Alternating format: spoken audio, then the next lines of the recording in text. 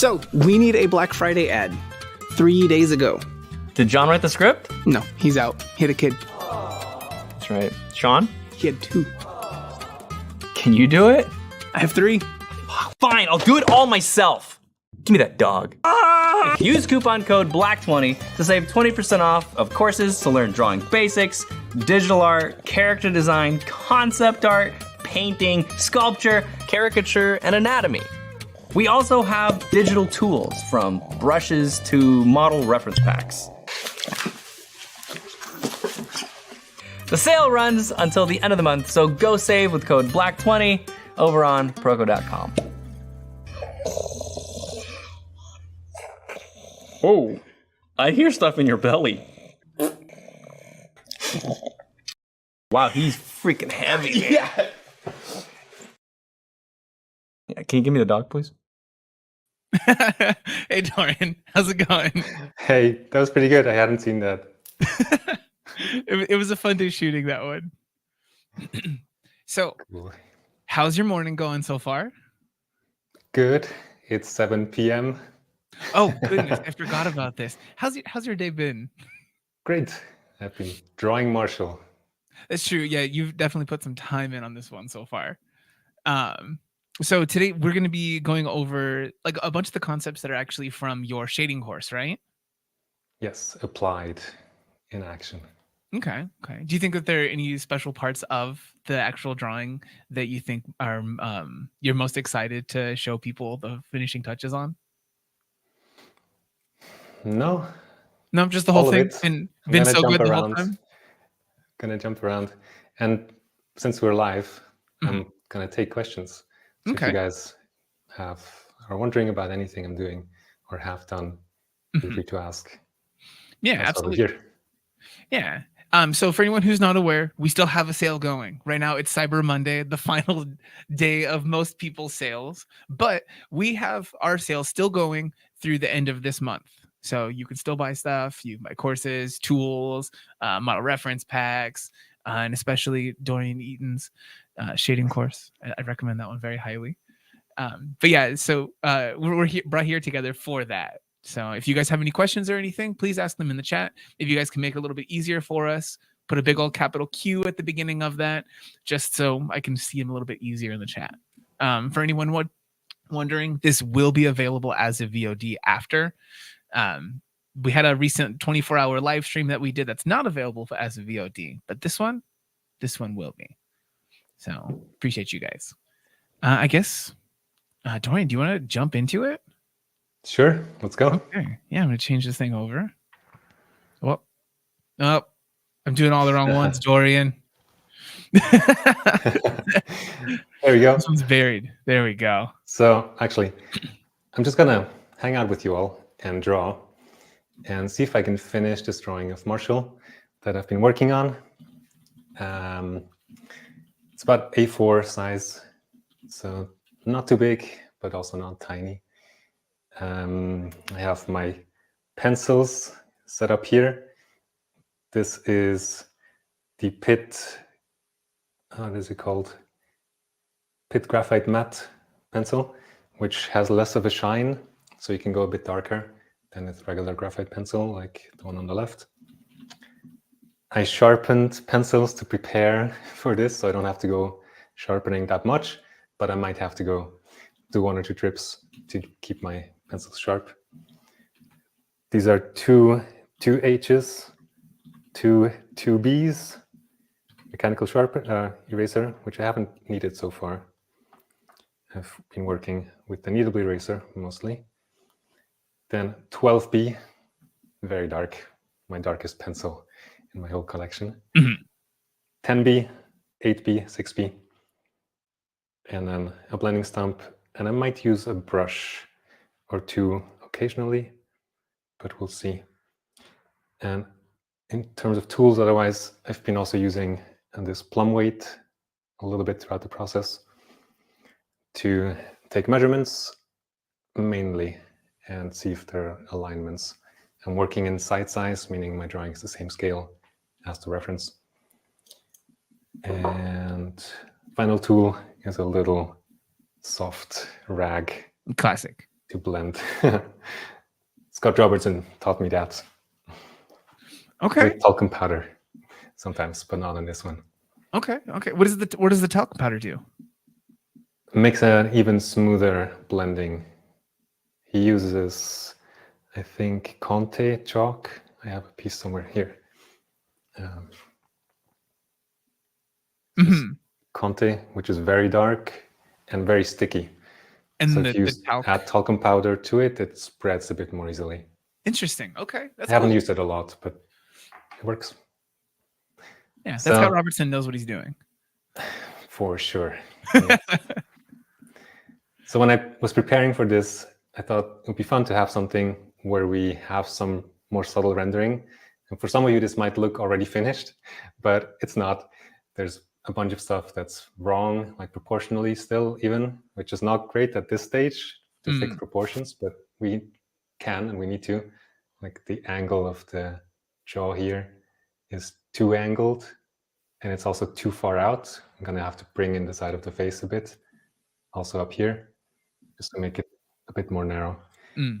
And then, yeah, a bunch of drawing things. And for me, drawing is mostly three things: shapes, values, and edges. So shapes, same as proportions, accuracy of getting things in the right place. Values is how light or dark things are.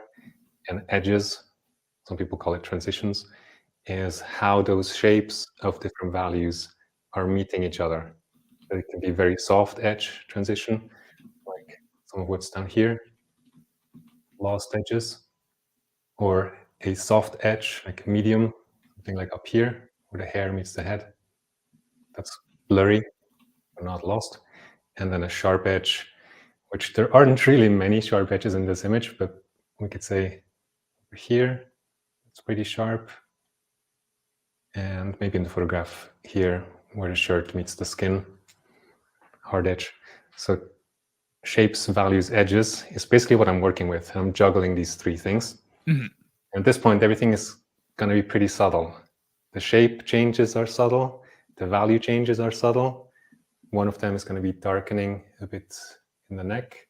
If you squint at the image, my reflect light on the neck is standing out more than in the photograph. I see. Yeah. Turn that down a bit. Probably also darkening this. And then edges, also subtly sharpening or softening things. Okay. All right. Yeah. I'm sure there's a bunch of people in here who are excited to see like that kind of like in-depth process. Yeah, let's see. And I think we have a little bit of an owl problem. I don't know if you know what I mean. Yeah, absolutely. Yeah. Start with circles. You're covering the bad words. Which is good. So what I thought we could do is play what I've done the last couple of days backwards and then play it forwards again in time lapse. So you see what my process was for getting where we are now. So let's do that now. Yeah. I'm going back in time. You can see the drawing disintegrating, becoming rougher, more sketchy.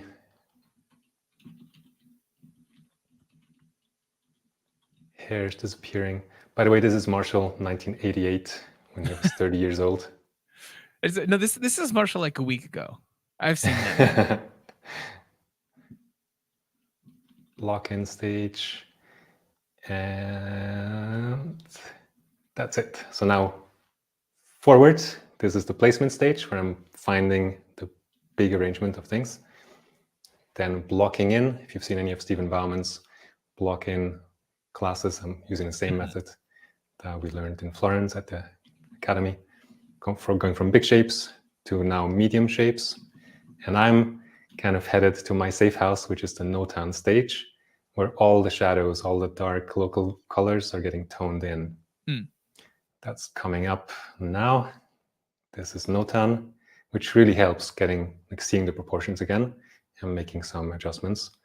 And then I keyed the drawing by putting in the darkest tone in the hair. And a big challenge or a common mistake with hair is that we tend to over-exaggerate the value differences within the hair mass. So I decided to go and put all the hair in and keep it unified as I can. to maintain the mass of the hair as one kind of value group.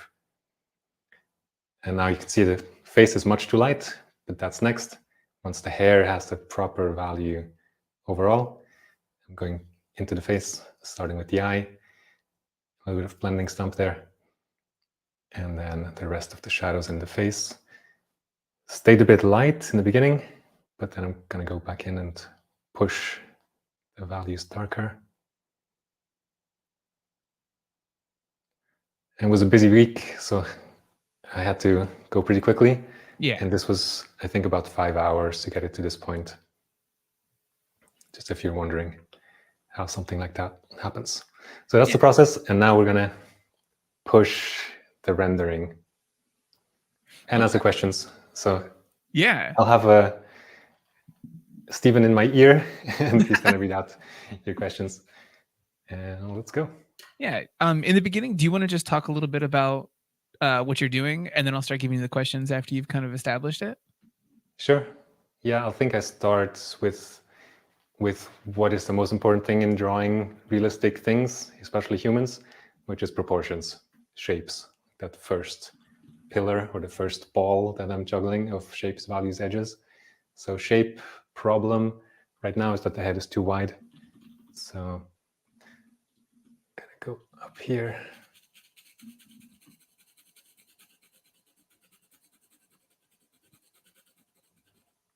I'll try to maintain the softness of the edge. Now I sharpened it a bit, but it needs to be a little bit softer. In case anyone in the chat is wondering, yes, we will be talking about these ninja pencils that Dorian has. So make sure you know in advance. So do you want to start taking some questions then? Sure. All right. So there's a question here from one of the people in the chat asking, what is the size of paper Dorian is working on? This is A4 on the print. You can see the size of my hand in relation. And then I had this piece of paper left over. This is actually the back of the paper, as you can see on the watermark. Somerset.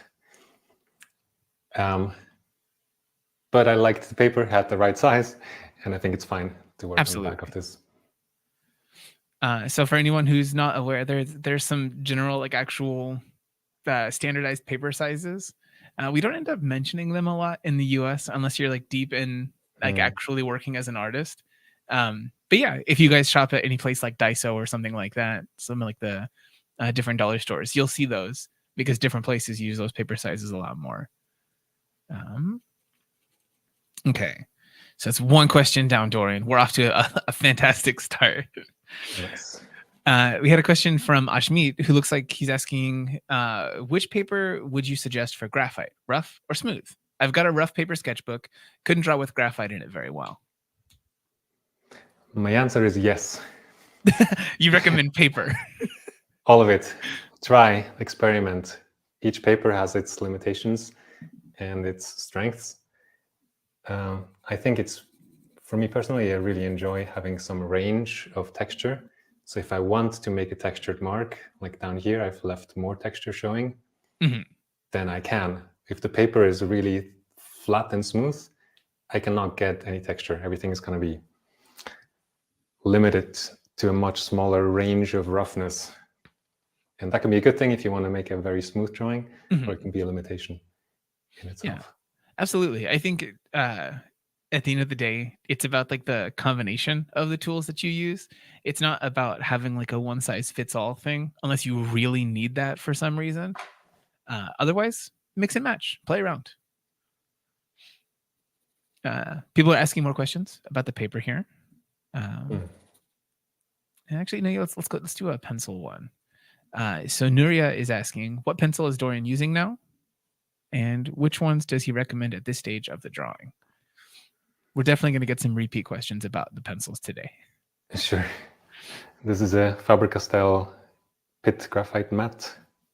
Right now 12B, which is the softest I have, because I'm working in here. If I was working in there with a 6B, it would not go quite that dark. It would get close, but I want to get in these areas that are the darkest, like over here, I want to push as dark as I can. So I'm gonna make sure I have that softest pencil. Mhm. In general, I use the Staedtler Morse Lumograph pencils. And for most of my quicker drawings, I use only two pencils, a 2H and a 2B. Because then, sorry, it's out of focus. Oh, you're fine. The one I'm using, or let's say the other way around, the one that I'm not using, I'm making a mess.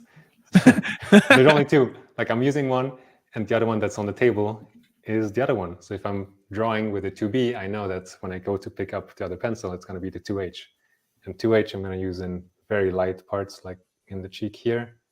Maybe this part is about as dark as I would go with a 2H here. And anything darker, I would use a 2B. But for this drawing, there's a lot of really dark parts. So I've used this series of pencils over here, the Pitt Graphite Matte. There's a Staedtler equivalent of these, which is called Staedtler Morse Lumograph. Yeah, I went ahead. I think. Yeah, I dropped them in here in the chat for everybody, so Perfect. they can take those. I haven't used the Staedtler ones, but I imagine they're about very similar, comparable. Staedtler's never let me down, personally. Yeah. So, interestingly, though, I have been let down by a Faber Castell pencil before, but that was a long time ago. So I don't know. Just one. Yeah, just the one time, and then I never went back. Oh, you're a tough customer. So we have some more questions here. Actually, no, you know what? I'm going to go ahead and get one in here from Adam42. They asked a thing that's not really about this process, but they said they missed a recent talk from you by called Mental Wellbeing for Artists. They were wondering if you can give a quick summary of it, maybe a few tips for dealing with procrastination. I don't know if you'll be able to hit all of those things during this, but is there a place where you have any of that like pre-recorded or shared anywhere on your socials? So because it was the first time I talked about mental well-being and what I like to call the inner game of art, like self-doubt, procrastination, imposter syndrome, all these things that are really common and that I've struggled with a lot. That's why I've read a lot of books and taken coachings and done therapy and done clown workshop and many things. I did a talk at the THU career camp about this, but I wasn't comfortable with it being recorded because it was the first time I was talking about that. So there's no recorded version of it, but I'm gonna put that in a YouTube video as soon as I can. There's also a Discord server that we created during the talk, kind of, where people can come together to talk about these things. I could drop the link to that potentially. No, I cannot. I can't chat, right? Yeah, no, we can put things on here. Is it listed on any of your socials right now? No, I can grab it. It's not. It's nowhere yet because it was just a spontaneous idea. There's about 70 people there. I see. At the moment. Okay. But where do you think that you're? Oh, do you want to go ahead and drop it in here? There's a public Discord server I'm using, and I just put the link in the chat. And that's actually a really good thing to know about too, because there are 3 sessions going on at the moment where people meet every week to draw together. One is for Scott Robertson's perspective course, perspective material, where people are studying his book together. One is for drawing portraits, and one is for drawing value studies, no-towns and value studies. They're hosted by the community, they're free, and one is on Monday, and the other 2 are on Saturdays. You're welcome to join those sessions. But I'll also post a link to the mental well-being server on that public server. The public server is called Drawing Dojo. Okay. Let's see. There are definitely some other questions about process here. A couple that don't really have like a finite one-size-fits-all answer. But we'll go ahead and hit one of those first. Family Boat asked, "How fast can I draw? Can I draw if I perfect drawing portraits?" What's the measurement there? That's fair. Lines, miles per hour of lines. Yeah, it's in parsecs. You can draw very, very quickly, very effectively. I have not practiced that skill of like specifically training for speed, but it's like any skill. Have you ever seen people doing a Rubik's Cube? Like with their blindfolded? Humans are amazing. Absolutely. We can learn incredible things. Yeah. So it's just a matter of practicing that particular skill. Yeah. And how fast you'll learn the thing will also be different from somebody else's process. You'll learn at a different rate to do it at a different rate. There's not really like a one destination to that one, unfortunately. Yeah. This reminds me of Atomic Habits by James Clear. Something in that book that surprised me was how long it takes to form a habit. And research shows it's not about duration, like 2 weeks, 6 weeks, 12 weeks. It's about frequency over time. So like 500 repetitions. Like the more often you do it, I'm sure you can't just do it all in one day, like 24 hours and then it sticks. But it's much more about how often you do something than it is about doing it for a specific duration of time. Yeah, it's definitely something about like time and practice put in. To that effect, there's a person in chat who said 5 hours for this drawing already sounds like light speed for me. Yeah, well, that's experience. Been drawing for 15 years. Yeah, I think there's that that concept I think that we've seen people talk about more and more in an age where people are having a hard time getting paid what the art is actually worth in their jobs. That it's not that you're paying for the like 15 minutes it takes for a person to do a piece that's really good. You're paying for the 15 years it took for them to be able to do that in 15 minutes. Yeah, it's time put in. So we do have some questions about the actual process here. So Ritsu is asking, how do you draw his hair? How to draw outside shady hair, like in this picture, his upper head hair. So I think they're asking about the like trying to get that texture rendered.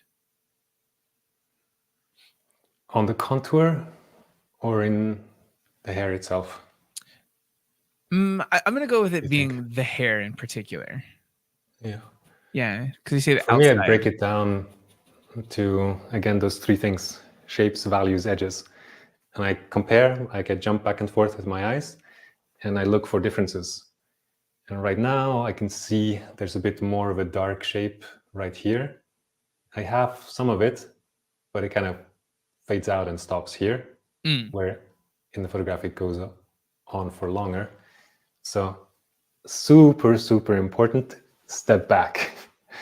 You'll make much better decisions from further back than from up close to the drawing. So I'm going to step back. If you're working digitally, that means zooming out. And I can see that this guy is actually too low. Should be a little bit higher up. I could establish it again up here. Step back, take a look. There's more darkness up here.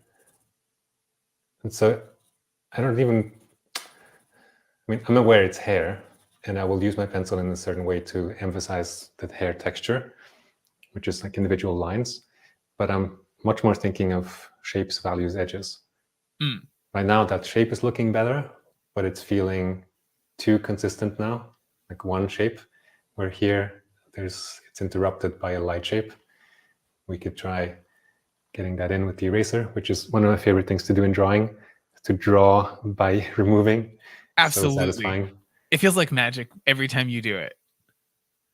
This maybe goes back to what I said in the beginning with hair and contrast. It's super easy to now make that too light, which I have done. I did that on purpose to make the point. Oh, you made your own teaching moment. Like you see, that stands out more. So now we have a value problem up there, like too much value contrast. It's subtle. I don't know if the camera picks it up well enough. I see it at a pretty small size, but I still see this. So yeah, I can make it a bit stronger. Right. Yeah. Shape, it's roughly in the right place. This guy, little light shape. But so shape, check, we're good. Value, we're not good. It's much too light. So then just tone it down appropriately so it's still there, but at the lightness that we need. There's one thing that I can see someone having a question about from the presentation of this particular stream. You happen to be drawing at a very similar size to your reference, but I imagine that's not always the case for you drawing.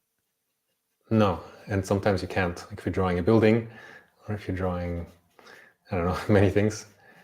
And in that case, I'm using a proportion system that's called comparative measurements or relative proportions, where you're comparing like height to width.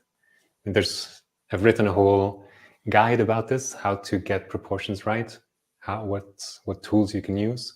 One is to draw with your mind vertical lines or horizontal lines and see things that align.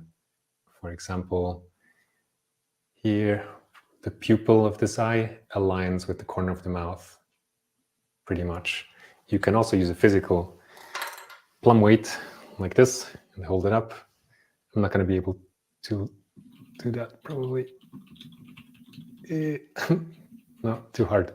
But you can, because I'm juggling camera and awkward pose. But you can do that physically with a plumb weight, or just with your eye to check. There's a couple techniques like that to check proportions. Mm-hmm. And I try to train my mind so I don't need these measuring tools. I want to be independent. I want to be just dropped on an island with a pencil and an eraser, and I'm good. I don't need some fancy like VR setup to check my proportions. Yeah, that takes some discipline. If you have a knitting needle or something you can measure with, it's easy to just go measure and bring it across and over measure, and you will learn that your measurements are not that precise. Mm-hmm. Even though it measures correctly, it still looks wrong. When you get up to a certain level of precision, your eye is actually a better measuring tool. Yeah. So I'm training myself to always make the best guess I can by eye, and maybe then measure to double check and know that there's a margin of error of 1-2 millimeters. Absolutely. Yeah, I think that there's, especially in a time where there are so many different things like being sold online, people have a tendency to talk about one particular tool being what really like elevates their art or something like that. But at the end of the day, the best thing that you can do for yourself is to be able to work within a limited tool set and make all the things that you really need be innate skills that you have, like train them into yourself. Yeah, I mean, try. I've bought some mirror contraption to like have one eye look at the subject. Is it the camera lucida? Yeah. Yeah, we got one here in the studio. We haven't used it for anything, but it's interesting. Not, I was so curious how it works. Wait, Dorian, do you have gestures turned on for on-screen pop-up things during streaming? I might. It wasn't a problem. It was great. There was just like a little thumbs up that came up. Okay. Sometimes my whole setup crashes, so I'm tempted to do the like explosion, but I'm gonna refrain. We'll try it at the end. Yeah. So we do have some more questions here. Georgios, I hope that the conversation on measuring answers the question that you were asking from earlier. And I think actually also for Petropolis 55, you asked, do you ever draw with an eraser? You saw that in action. Question answered. Nice. Mm. What I'm doing now is Okay. called island hunting, or I call it that. When I'm trying to clean up a tone where there's too much noise, I will look for light islands or dark islands. The light islands I can fill in with the point of the pencil, and the dark islands I can pick out with the eraser. This is probably too far away for the camera to pick up. So I'm trying to see if there's an example. I don't know. Can you see this light dot? Probably not. Not as much as I'm sure you are in person. Like I'm looking at it and thinking there's got to be something there, but I don't know if it's real or I'm inventing it. Wait, I can do this. Fantastic. But it's out of frame. But you can see a bit higher resolution, I think. Yeah, this will be good to have handy. So maybe in here, you This see is that great. little dot? That dot is an island, and I'm gonna fill in graphite to make the island disappear. And this is what I'll do sometimes, just it's like meditation. Filling in dots, and it will calm down the whole area of tone, so you can do more subtle modeling.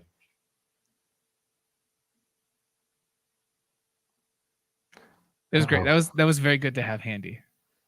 Cool. Yeah. So we have another question here asking which paper did you use? Somerset something. I don't know exactly. I have a stash of papers that I've collected over the years. It's slightly toned. You can see it's kind of cream color. I thought about using a white paper too, and I use this quite a lot. Canson Mitant. It's a very good paper that's available in most countries around the world. Has a nice texture. Yeah. This, I feel like, there. Did it used to have a different cover? Yeah, I think so. Okay. Yeah, because like it sounds really familiar. Mitant. Speaking of texture, there was one comment here from Theo trying to theorize on what would cause that little island that you were getting there. Do you think that was from texture or just something in the shading that you have applied that you needed to fill in? Yeah, probably my pencil was too blunt. The blunter the pencil, the more texture you get. Like down here, I was shading hair, go. The longer I go, the blunter the pencil gets. And sometimes that's nice because it gives me a variety. So right now it's pretty sharp. It can go sharper. But yeah, I was just shading still with a blunt pencil in here, I think. Just lazy. Didn't bother sharpening. I don't blame you on this one. It seems another like... little island here. If I go back and forth with my eyes, I don't know if you can see it. Not as much for this one. Yeah. There we go. This one. So that's a dark island. We can't get it out by adding more graphite, but I can make a little point with my eraser and then just the right pressure so that it's not leaving a light island, but just removes the dark island. Wonderful. Clap emojis, guys, please. Do the little celebration ones for this. That was great. Does this work? Yeah. I need a soundboard. You're showing me the things I'm missing on these streams.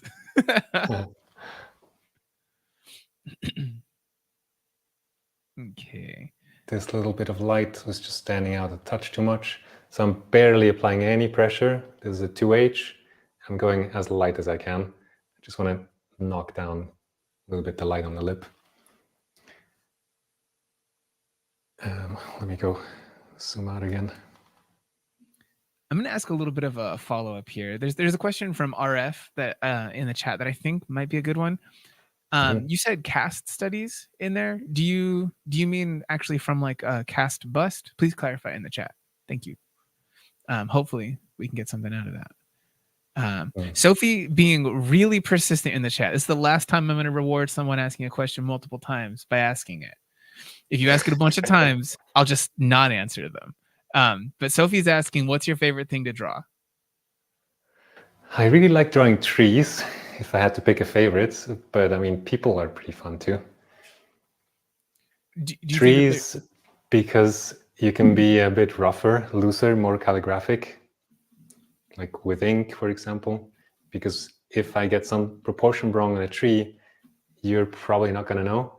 But if I get proportion wrong on this, you will, even someone who doesn't draw or paint can tell immediately that something is off. Even if they can't point to what exactly, they know something is eerie, uncanny valley. Yeah, there's like, since we don't know all of the trees, we don't talk to trees day in, day out. We don't recognize like the bark is different, you know? Yeah. But for human faces, we see those, we recognize those evolutionarily. We look for stuff that's off. Our neural net is very well trained. Absolutely. On faces. Okay, so it looks like RF might have been asking about busts. Yeah. Family Boat, stop asking dumb questions. Sorry. These suck, man. But yeah, now I'm curious. I'm intrigued. They asked a good one earlier about GSM for things, but they were unfortunately asking like, can I draw vertical or can I get good at drawing horizontally or vertically? Like, yes, both. And they asked, this is actually interesting. Like, we somehow have also, like, besides the ability to recognize faces and see subtle differences, I think most humans have the ability to tell whether a line is horizontal or vertical. If you hold up, it's going to be out of focus, but like, you can tell now it's tilted, it's getting straighter, now it's horizontal. Let me do that. Now, same with vertical. It's like off, bam. So you have that innate ability, most likely, to tell verticals and horizontals. Yeah, they're definitely, you know, just some questions that come up where it's like, I have to wonder if there's like a real thing in this. Like, do you mean like, can you draw like a perfectly straight horizontal vertical line? Absolutely. There might be some exercises for this. But just taking in the context of you then asking, can you draw Chuck Norris? It makes me look back negatively on that previous question.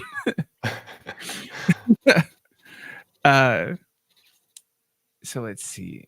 Back to RF's question. How do you measure hair on cast studies? Do they need to be 100% accurate, or is there room for error? Do you think that there's some inventing that ends up happening, or do you typically yourself try to adhere exactly to what's presented in the cast? I will go as close as I can, but yeah, I will spend more time on the features for sure. For those who don't know, I think he's going to bring what cast drawings are, something like this. Yeah. Some glare, and it's overexposed a bit. Yeah, you can see. There's a bunch of information up here. Now you can see better. And I tried to hit all of that, but I definitely spent more time in the face than up there. Yeah, I think they're super rewarding to do that kind of study, because it limits the amount of actual like details that you've got presented, and since you're just doing something in a value range, typically, it's really fun. I haven't done one of those in a long time, not since school. Maybe I should. Yeah. Also, it's an exercise in studying great design. The sculptor, Michelangelo in this case, made each lock the way he made it on purpose. So by looking, I think it deserves close inspection. Yeah, but absolutely. I would not like spend weeks obsessing, which can happen. Like, you can get into that mindset. I'm going to spend weeks obsessing over tiny shapes in the hair. I'm probably better off spending that time in the face and then moving on to the next drawing. Yeah, definitely. There's a hierarchy of importance for which things you need to nail in a drawing. For this one, where do you think that you wanted to spend most of your time? For the people who might not have seen that process video in the beginning. Eyes, nose, and mouth. Should we play the video again, you think?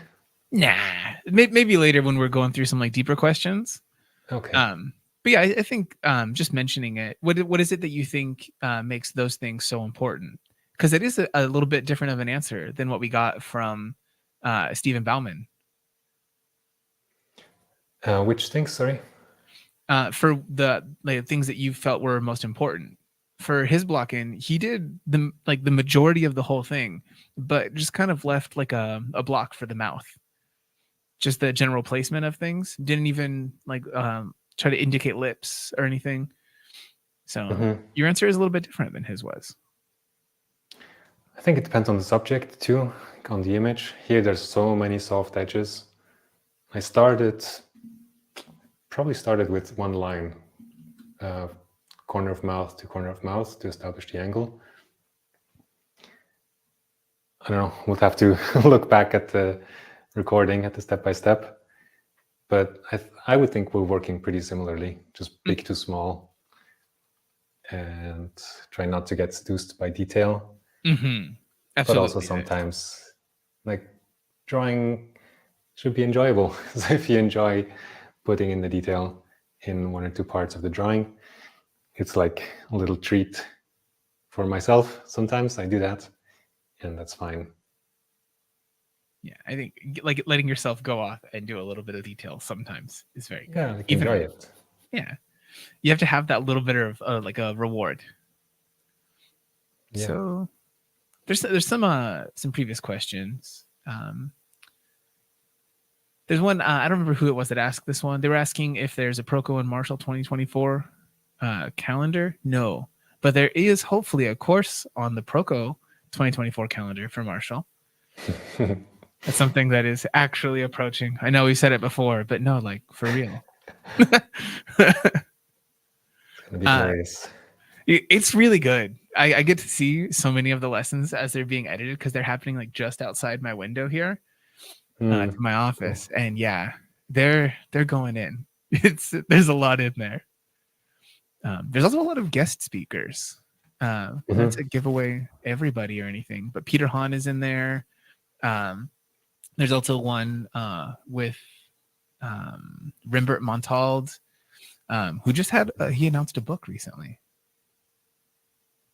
Here in the chat, I'm not sure how to say this name. Todi? They're asking, what is the drawing to the left of the bucket? I think this is in your camera frame of you here. Left of the bucket. The bucket might be the trash can. To the left would be this. Yeah, I think that's what I'm guessing they mean also. This was it's totally in progress and experiment. I think I did this from life at the Bargello Museum in Florence, a long time ago. Wait, do you want to hold that one in front of the Marshall drawing right now? Sure. That might be a little bit bigger. Yeah. Or we can do. Perfect. It's getting blown out. How much time do you think you've put in on this one so far, since this is in early in the process drawing? I don't know. It was probably 2 hours at the museum, and then I think what I did is tape the edges, and then I need to cover my face. Oh, it's doing recognition for the focus. I rubbed, probably with this very rag, rubbed charcoal dust across it, and then removed the tape. So I did a stencil kind of. But I don't know what it's going to become. It's an experiment. Did you take a photo for your reference since you're not at the museum, or will you return to it in person? No. So now we'd have to invent it. Okay. I'll be curious to see how that goes. That'll be an interesting one, knowing that that's how that went. We got, I think this is a pretty important question here in the chat right now from Theo. They were asking, where can I save 20% on art courses, perhaps one by Dorian Iten until November 30th, 3 days from now? You can do that on Proko.com. You guys can actually get Dorian's course. You can go to Proko.com/Dorian. We made that link nice and convenient for you guys, so you can pick up his course really conveniently. Ooh, I like the background there. Look at that. But yeah, you guys can pick that up right now. You can use code BLACK20 to save 20% off on everything that's on the site right now. That's courses, tools. Tools are brushes, model reference packs, any of those things. But the one that we're here for right now is that one course. You guys should do it. There's some good stuff. Shading course. Yeah. Oh, I wanted to do something related to that. And related to eggs. Oh. How should I do that? Maybe. Are we inventing on the fly? What are you going to do with these eggs? I just have them lying around as a light reference. And some vellum? Yeah.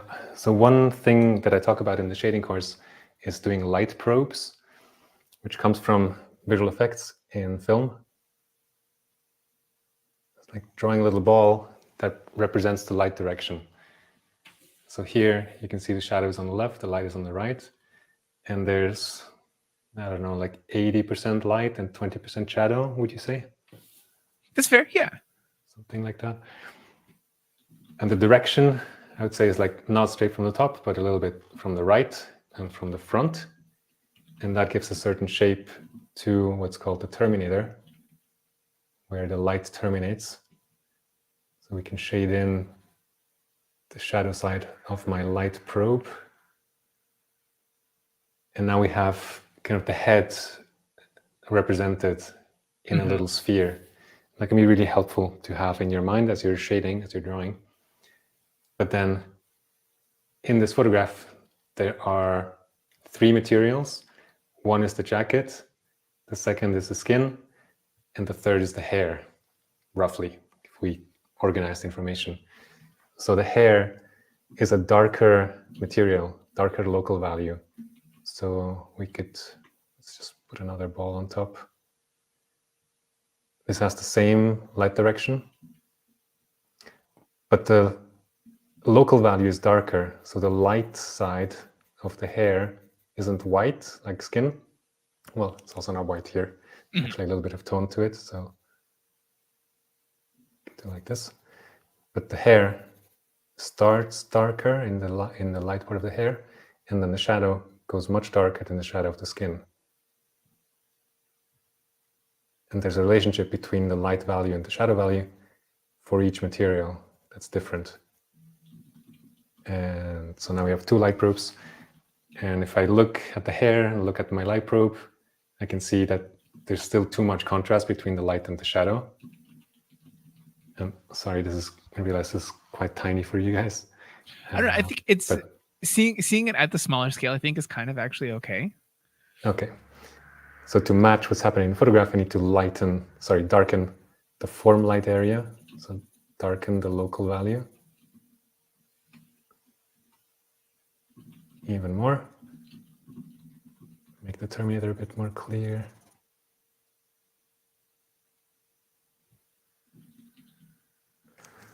Okay, that's better. That's a better representation of the hair material. For the skin, that's actually darker than what I have. So I need to darken this. It's like a super simple way to understand the light environment in the image, meaning light direction, light type, like soft light, hard light, how much ambient light there is, and the different materials. So that's a nice thing to do to also help yourself. I used to call these light guides to guide your shading, but then I made a course which is called the light guide, and that was very confusing. You broke it. Yeah, so I use the proper name now, the technical term, which is light probe, because it's sampling the lighting environment. And there's actually usually 2 kinds of probes. Oh, apologies. A matte probe for diffuse shading and a specular probe for specular shading. This shows what's happening in the environment, and this shows how that environment is affecting the shading. And head and hair are more diffuse reflection. matte surface. So that's all we have here. Yeah, I think that's super important, especially if you're going to be doing high level shading like you are for this. Having something that kind of helps you not have to like decode and reinvent the wheel every single time. Like just having that actual probe done is super handy. Something like this, speaking of super handy, is also handy. Absolutely. A value scale. You can make one yourself in pencil. I have one on the wall behind me there. That's not in pencil, but it's stuck to the wall, so I'm gonna leave it there. If we say, like, what value is the reflected light on his skin, I can hold this up and compare, and squinting helps a lot for this. So if we go like this is lighter than that, right? So then I go down to this one, squint and compare. Pretty good, but I think still this is lighter. So let's go down one, squint. That's a pretty good match. Is it something that you take with you out into the wild? Yeah, it does seem like a little bit dark, somewhere in between those two. Yeah. But yeah, is this something that you take out there with you when you go out to draw? Not anymore. Okay. But I used to, and when I was studying, we had a shared language around value. This is a 10-step scale, which I'm not sure why, because I really much prefer a 9-step scale, which follows the Munsell color system.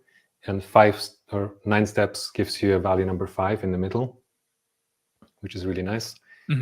And we were talking about values in the school by look at the background behind the model. That's a value number 3. Like, no, I think it's a number 2. And then you can hold up the checker and see. It's like we have an actual answer. Yeah. It's a good thing to have that shared language between teachers and students, so you can talk about the drawing in an objective way. Yeah, rather than having to like rely on just some like metaphors or unknowable, intangible concepts. We have a couple questions here. So Ellie was asking, if I wanted to do more stylized character type drawings, would learning this level of detail be helpful to figure out before moving on to something more stylized? So do you recommend someone learning to do this before moving on to stylized work? If your focus is character design in itself, I would only do this level of rendering if you enjoy it. You won't need it for coming up with character designs. It also depends a little bit on how your mind works. If you are someone who likes to penetrate the information and like go to the bottom of it so that you can use it flexibly, even with more stylized things, then that's great because you really understand it. But if the style you're working in is much more forgiving, then you don't need to go to that level of depth, I think.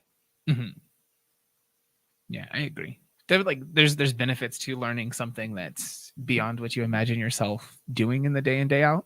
But like, know what your goal is, work towards that. Or try and see what you enjoy and do that. Absolutely. Yeah, because sometimes if you try something that you don't think is what you're going to do, sometimes you find that's the thing that you now want to do. Yeah, like teaching was for me. Oh, did you not think that you were going to teach? No, I was drawn into teaching against my will. Really? Yeah. Was it just like a monetary concern? You're like, fine, yeah, I'll do this thing because I need some money for right now? Or was it something else that motivated you? The boyfriend of the lady I stayed with in Italy, in Florence, was really impressed by what we did at the school, the kind of drawing we did. And he said he's going to convert his living room to a studio and we'll have a little school and I'll be teaching. And I thought, yeah, whatever. That's good. And he actually did it. And like a couple months later, it's like, okay, we got 3 students. I converted my living room. We have 3 easels. When do we start? And I was terrified because I didn't speak Italian. I was still a student myself. It's like, how can I possibly teach? Help. But I couldn't let him hanging at that point. So I went and I tried and loved it. I'm glad. I think everyone benefits from you being a teacher out there in the I world. hope so. So Yeah, this is a thank good you, Emanuele. So Family Boat coming through with a good question. Thank you, Family Boat. They're asking, do we need to use white pencil to draw hair detailing on the dark shirt? So are you going to ever be using anything that's like white for highlights? Like this. I'm sorry, Dorian. Family Boat, you undid everything, all the positive you had just done. They just put another question in the chat. Don't answer them with the white question anymore. They said request, please draw Chuck Norris for the next session for beard detailing. Or chest hair, maybe. Yeah.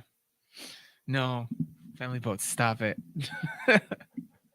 But yeah, no, it's like you had the your white charcoal, it looked like. Yeah.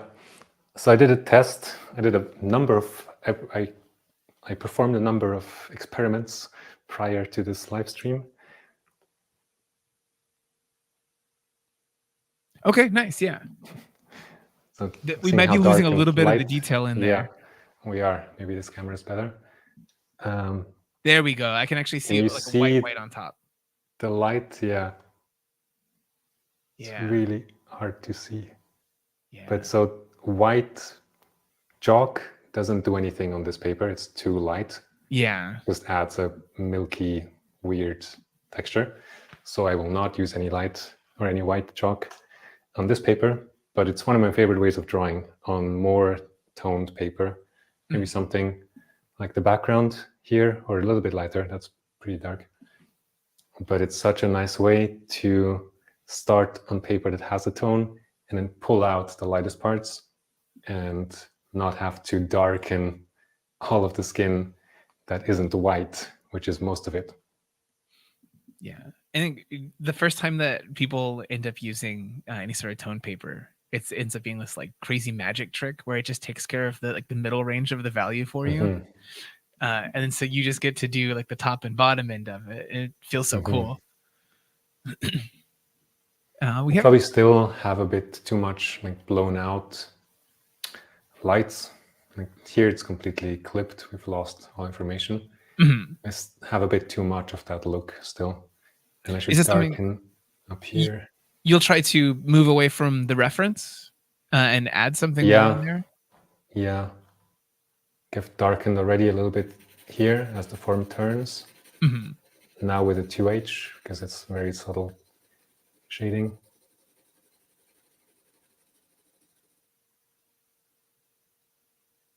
Also here, like I added more turning of the form than there is here. So it looks pretty similar to here. Just to recover what the camera lost. Yeah, especially because at this point in time, they would have been shooting this on film, and some film stocks just had no dynamic range. So, Artsy is asking, do you draw digitally? I do. I love it. I love sculpting digitally as well. In ZBrush, I've tried a little bit of Blender, but I'm just much faster in ZBrush, so I should sit down and learn Blender sculpting. It's hard to switch languages between 3D programs since they have so many inherent things to them. Even between some programs, like which axis is like which is different, and that's changing realities. That hurts. Yeah, but Blender is awesome. Absolutely. So some wise guy in the chat is asking, what have you changed since learning Russian academic drawing? More structure. Do I have?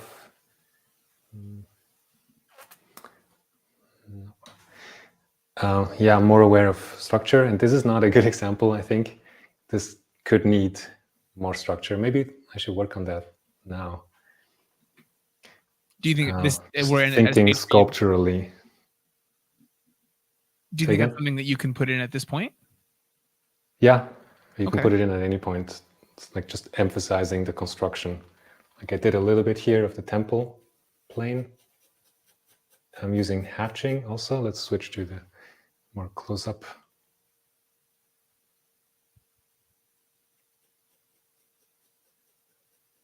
I didn't fully answer the question in the hair, about hair texture, but see these, I'm leaving the lines on purpose. I could fill in this light line, but the hatching actually creates structure, creates a flat plane, which is good for the temple area. Now I have more form here than the reference gives me. And we could do that in the nose too, but have to be very subtle with the value changes. Maybe here, the nasal bone creates a little halftone shape. It's hard to separate the idea of you adding more, like inventing from what you already see in the reference, to try and to think of what Marshall's features are from knowing him in person. Because for me, I'm like, yeah, no, there's like a little like sort of like a bump on the dorsal hump here, and so it's so hard to know how you could invent that from what you have in that reference versus the real life person. Yeah, I think it just got a little bit better. I emphasized that. Plane break as you were speaking about it, but the nose feels pretty weak at the moment, to be honest. It's too flat. This is actually this might actually speak to a question that we get really often from people who are trying to do portraiture. They ask why their drawings look flat, and typically it's because they don't have a full value range actually in play yet. They kind of brought all of their values to their midtones. What would you be doing here to try to make the nose sing a little bit more? I think emphasize the plane changes. We can also add a bit of contrast. I feel like it's too light. Let me move so you can see the photo. I compare value down here on the tip of the nose and in the wing of the nose. We can't see that one right now. Sorry. Oh, sorry. Right. Let's go back. Thank you for pointing that out. I forgot there's an overlay. So probably harder to see now because we're further away, but tip of the nose, kind of upper lip area, or like muzzle. Compare these two. Tip of the nose is a little bit darker, and then wing of the nose, like that shadow in the nostril, compared to the tip of the nose. I feel like we're missing some darkness on the tip of the nose, which contrast, like increasing contrast, tends to push things towards the camera, towards the viewer, and the nose is what is kind of closest to the viewer. So we can afford to push that contrast a little bit, which I will do now.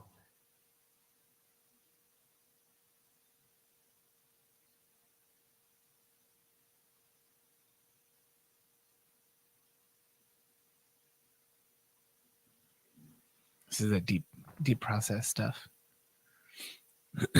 We need to have a microphone just like right there on the edge of the pencil, so everyone can have the hardest ASMR during these quiet parts. There we go. Some people's hair probably just stood up on the back of their neck. Yeah. For some people, they were like, "Oh, that's the best thing ever," and for other people, they cringed deep into themselves. Okay. I think so. Blue here in the chat is asking, could you define the Russian method for the noob? So what, I guess, what would you say are the tenets of the Russian academic style? Let me see. I think I should have a drawing that was made at the Russian Academy in Florence as well. Yeah, I have two. I think this was the same period as the sculpture I just showed before, the one behind me, behind the bin. This is the bin drawing.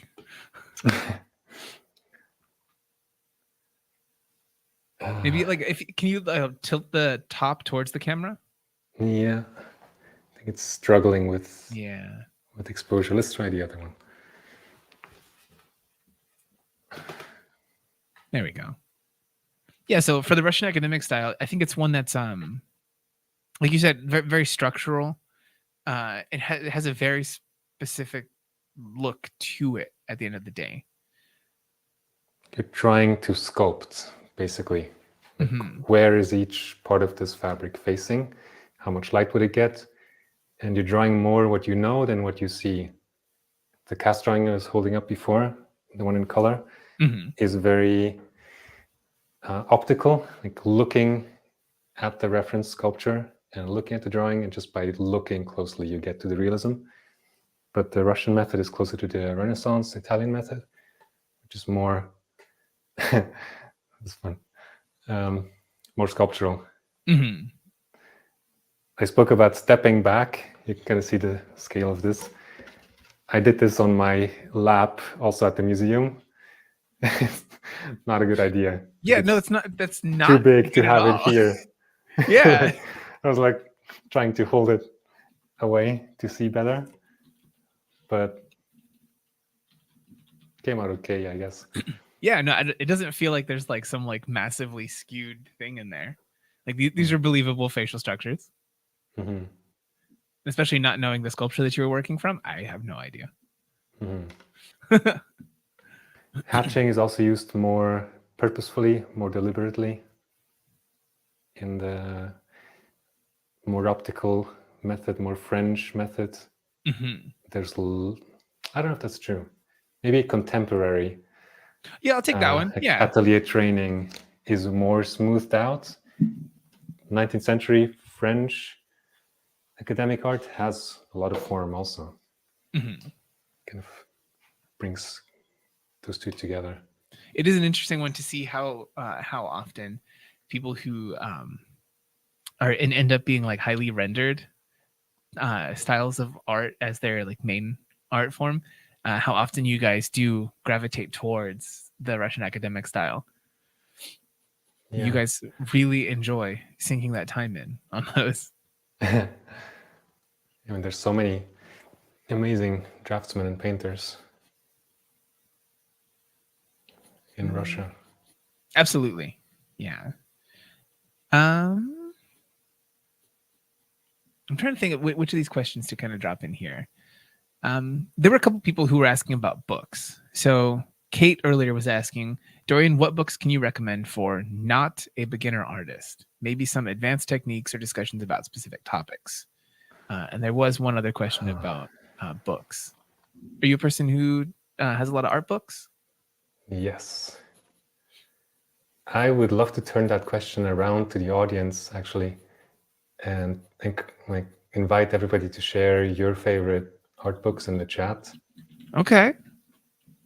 I think that might surface more or more useful things than just me sharing.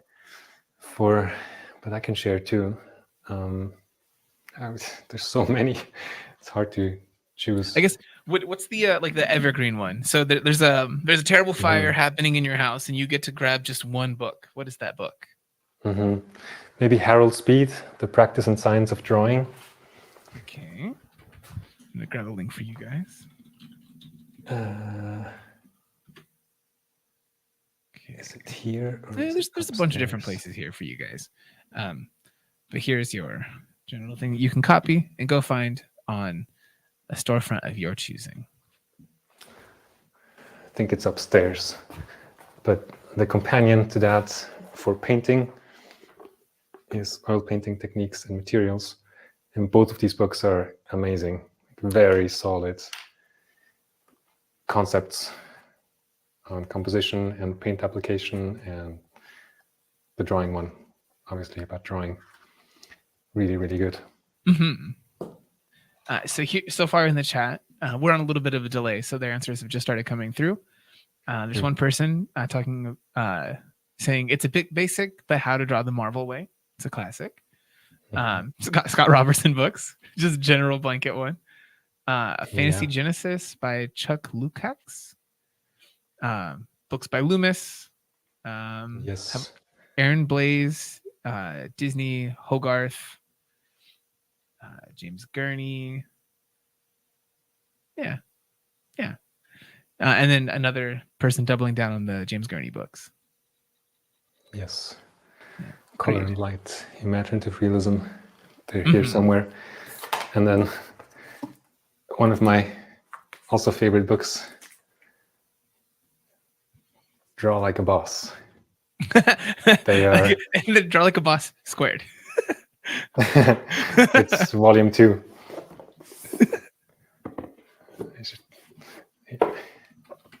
They are so full of detail and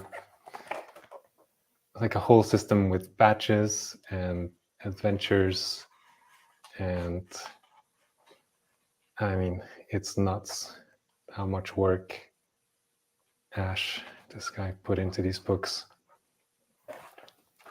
It's kind of a game in the form of a book that is about acquiring the skill of drawing. So I like this idea. So it's sort of like this gamified version. So you get to have a little more motivation to go through the thing. Yeah. It's really, really good. Okay. What was that one again? Draw Like a Boss. There you go. So it Guys. started as a Kickstarter campaign, and they just did a third round of like a volume 3. Oh, nice. Got funded. They're cubed now. Yes. It'll be shipped in November next year. That's awesome. And in volume 2, I have a little tutorial of a tree. We spoke about drawing trees. This is a tree drawing. This is awesome. There was a book. I forget this book when I was a kid that my great uncle had given me on drawing trees. This is very, very technical style, and it like very much looks like this. It's great. But is this me? This is the Dorian Iten? Look at that. Finding Dorian. Isn't that so cute and fun? This is great. Like this little peppy Dorian at the bottom. Oh, this is great. I love it. I didn't know that you had done anything like that. That's really cool. Yes. People in the chat. But yeah, saying, so many nice. books. Theo's asking a question related to books while we're in this. Do you read your art books all the way through or browse, pick and choose? I have a ton of books, but haven't fully finished a chunk of them. I think it depends. I haven't read every art book start to finish. And I think also when I was studying, I devoured every page and I would copy books. Like the Loomis books, I copied most of like Head and Hands and Figure Drawing for all it's worth and Fun with a Pencil. I just copy the pages drawing.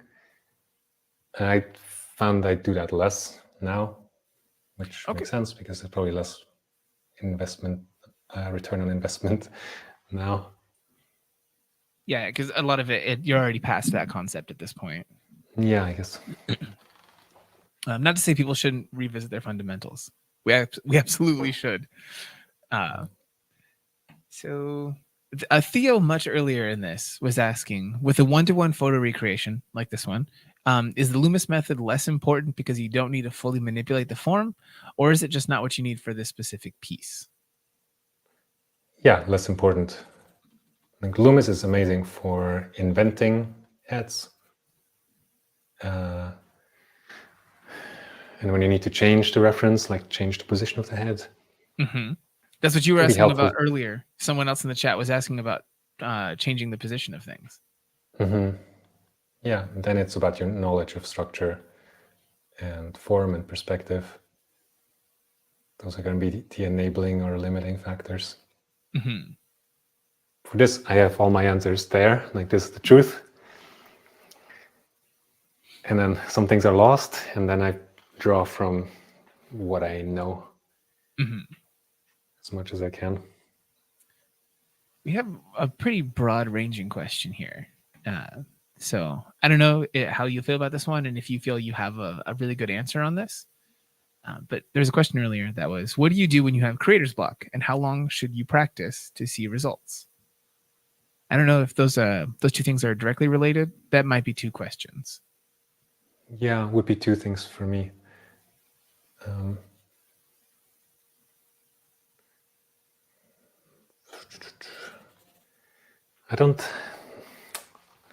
I think deadlines are magic. If I don't have a deadline, even if it's a commission like that one over there or that one over there, it's been months and I just work on them occasionally.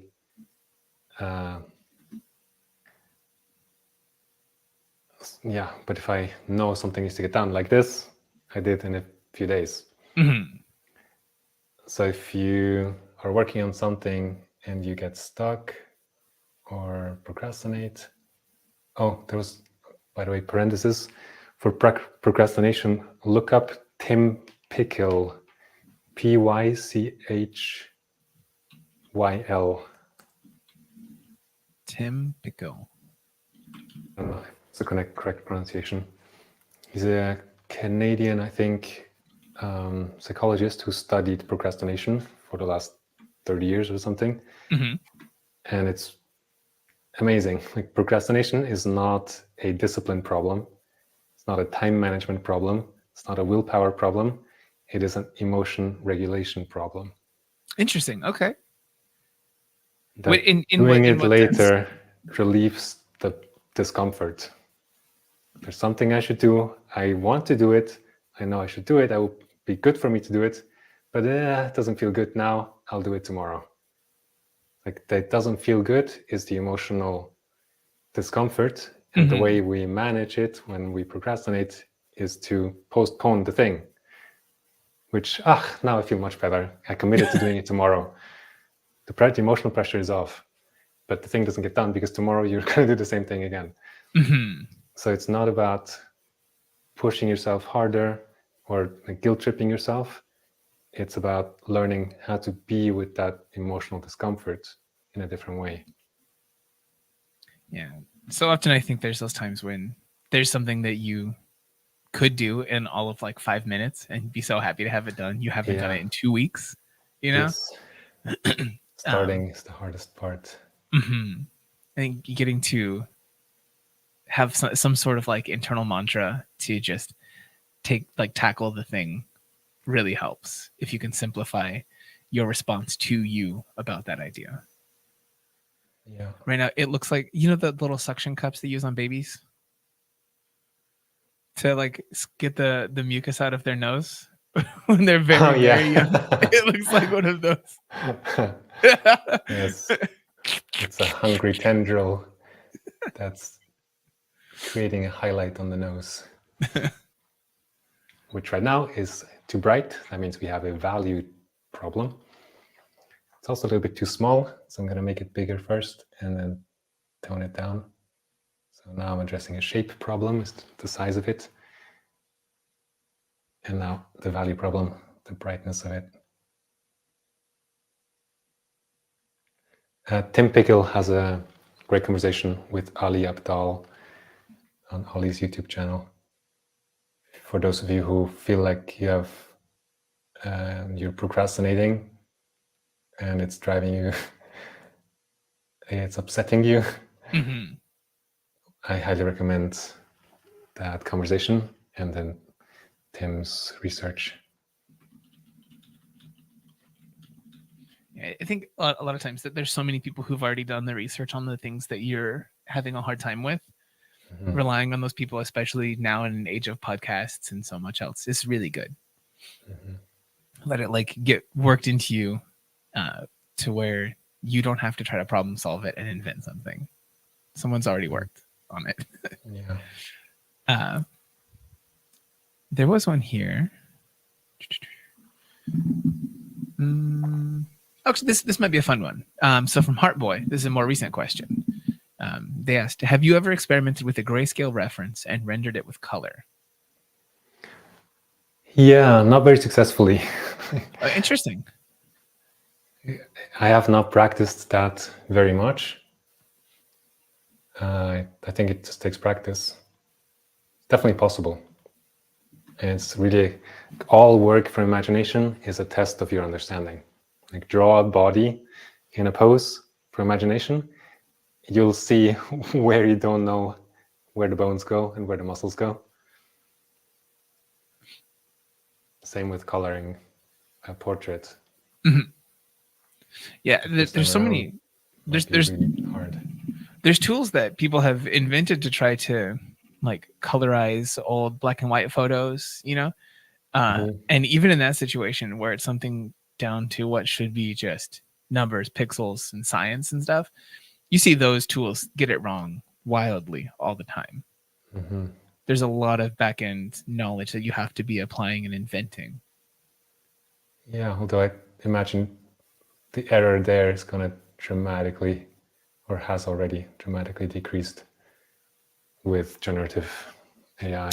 Yeah, I think that one it's doing the same kind of thing that we do as people. You know, it's comparing the idea of if I know that this is what this would be like in this other one in subject A, and if I look at subject B where I already know the answer, I can apply that to A. You know, the same thing that we do.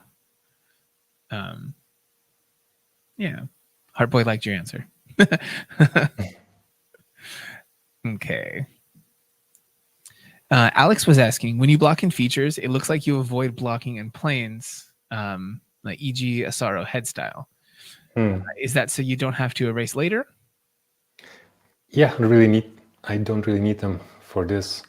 I'm going to play the video again. So for those who join later, we're going to time travel to go back in time to the blank page, basically, really quickly, and then go forward again, also in time lapse. So you see the process. So play backwards. While we're doing this, I'm going to go ahead and bring this thing up. No, I won't bring up the banner for the sale. I was going to do it, but I don't know if I'm going to overlap the thing. Turning it upside down, by the way, is also very helpful to absolutely see mistakes that you were getting blind to. So yeah, I didn't use Azaro head planes. I just used the lines I saw on the image, like a visual blocking. Starting top, bottom, left, right with placement, now big shapes, and then transitioning more to medium shapes about now, so a bit smaller. And then preparing for the no-tan stage where I tone in all of the dark values. That's shadow, but also a dark local value like the hair. Now, which helps to see proportions. So that's the end of no-tan stage, and then keying my drawing, establishing the value range by putting the darkest dark down. And then I did all of the hair in one pass, trying to keep it unified. Resisting a temptation to add a lot of contrast in the lighter part of the hair, the highlights. They're not that much lighter than the shadow part.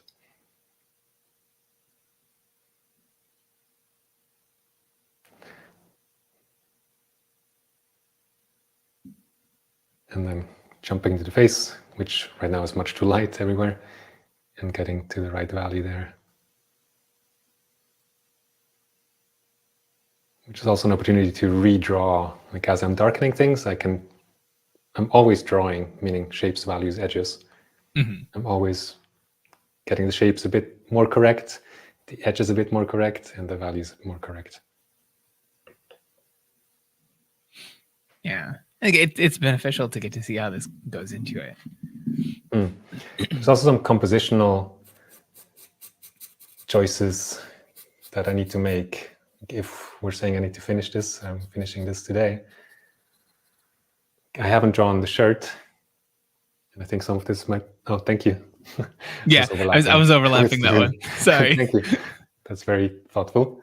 So I think what I'm going to do is let the drawing become more sketchy. Filling in all the shirt is boring and takes a long time. And here there's the watermark, which is going to be a little bit of a problem if I tone all of that in. but it's unresolved at the moment. There's some design decisions I can make. Like adding Do you think that you'll choose to leave it unresolved?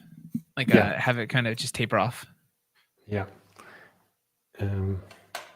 But taper off in a fun and thoughtful way. Mm-hmm. I'll add a bit more calligraphy in the marks. Just get a little more textural. Yeah, more sketchy. Mm-hmm.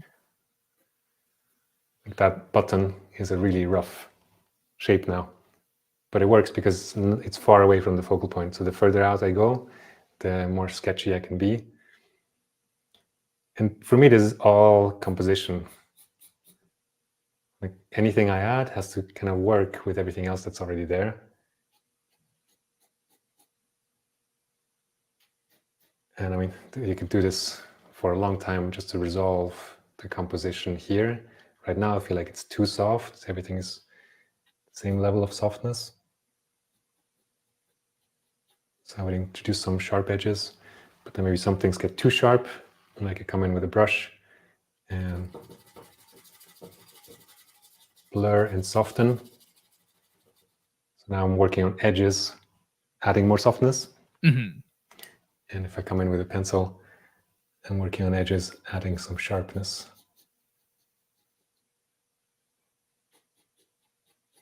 Yeah, I think one of the hardest things when a person's first learning to, I guess, like work a little more technically like this, a little more fine arty, they decide they want to have something just kind of diffuse its way out of the frame, so they're not rendering the full thing.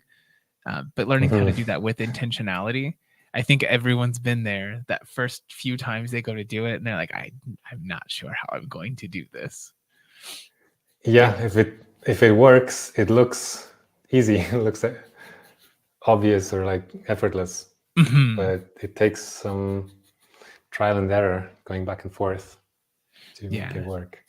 Yeah, I think you have to get it wrong a couple times, and when you put so much time into a piece in the beginning of it, like I think it becomes really complicated. But if you want to learn how to do that, you can save 20% right now on Dorian's course on Proko.com. It's Dorian's shading course. So on Proko right now, we have a sale going that'll have you saving 20% off pretty much everything that's on the website.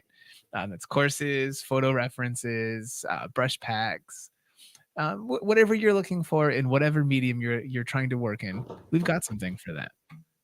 So you can use code BLACK20 to save 20% right now. I was trying to find a way to work that one in. I think it was. I think you did it quite smoothly. Not the first time. So Josh, I find it really hard to like. Oh, to get the segues. Yeah. I always just like, usually I try to find like one word that can be expanded into something to slide into a segue. I think it worked. Josh was asking a little bit of a follow-up, I think, to the question about working through artist block. They had asked the initial question before. I didn't really answer that, did I? I think there was an answer in this one on how to like find your way, the things that can motivate you to this. But they were asking like, how do you find a way out of that outside of, like life constraints, deadlines, and money and stuff? Yeah. One thing I started doing recently, which has helped a lot, is to realize I don't have to do everything by myself.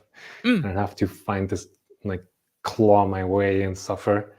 I can just call a friend or have a friend come over and say, hey, I'm really stuck with this painting. Of course, it helps if that friend knows how to paint or draw. And that's what I did with the painting that's over there, which I was stuck on for a while. I was just couldn't figure out the composition. And then I asked my friend who lives here, Patrick, if he can come over and take a look at it. And we did a session where he just messed it up. And like he just did what came to him in charcoal, easy to erase. And he did something I would never have come up with. That's cool. Now, I like that idea. Now I can move on from that. I kept some things, I erased some things he did, but I'm unstuck. Yeah. That's a cool one. You Yeah. can do that. You can email a friend or join an online art community. Yeah, I was gonna say there are a couple different options for this one. There's one that if some of the people in this particular chat might already be a part of. That's the Proko community. If you're in one of Dorian's courses because you bought it because it's 20% off right now, there are some critiques for assignments on lessons. People will post some work they just have questions on. They want some community critiques and stuff. It's 100% free to join, and then you can post in there, even if it's on a lesson in a course that you are not a part of. Most of those are still public, and so you can actually post on those in case we have like a free video from the course or something like that, like we do on our YouTube for Dorian's course. The other one is one that I'm going to drop here in the chat. That is the Discord link that Dorian had shared earlier. That's a newer art Discord. You guys should go join this one. Yeah. Drawing Mojo Dojo.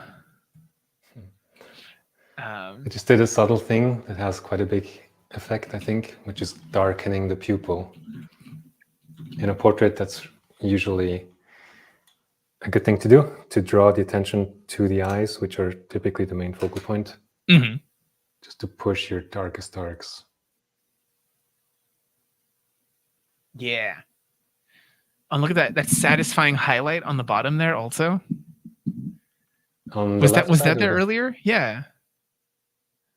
I don't remember if I lightened that or if it was there. Yeah. But yeah, here under like there's that fold. I'm pointing at my screen like I'm gonna be able to point at for the audience. But yeah, in the fold here on the top of the eye, it's helping push it, and in the tear ducts as well. This one? On the other eye, I guess camera right. Yeah, on just under the brow, a little bit higher, like just above the iris. It's really pushing it forward. It's doing a great job right there. Yeah. Yeah, I just added that, like just pushing a bit darker, and also the pupil itself. Mm-hmm. And the photograph is a little bit different. Bring it over. It's quite soupy in a way. It's like really all mushed together, the darks. I left a bit more contrast between the iris and the pupil. Yeah, I think you're helping to save what would be probably a low dynamic range film stock that's also been digitized and then upscaled probably. There was a question here from Pam asking about the brush that you have that you were using earlier. Brush. What brand and size, please? She doesn't like the one that she uses. This is a Tintoretto brush. I should show the front of it. It's nothing special. Synthetic 709. It's very short, which I don't like for working, but it's good because it fits into the pencil case. I see.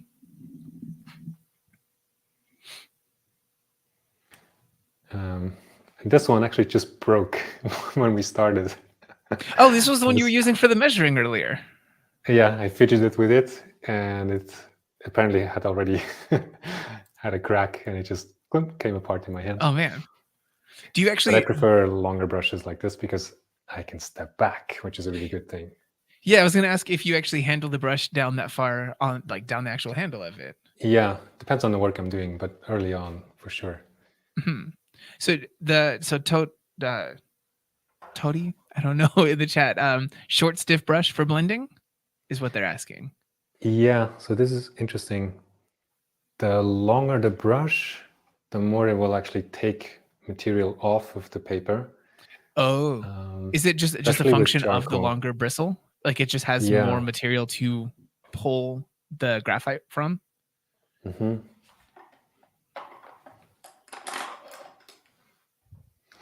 Let's see if we can do this. This is charcoal, so it's going to stick much less to the paper than the pencil I was using. So this is a pretty long-haired brush. If I brush with this, it's acting more like a broom.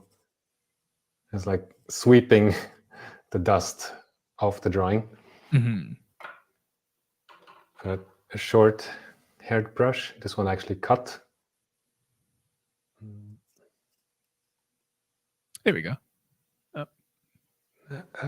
Can you do it? Yeah, that's the one. There we go. So I cut the hair to shorten the brush.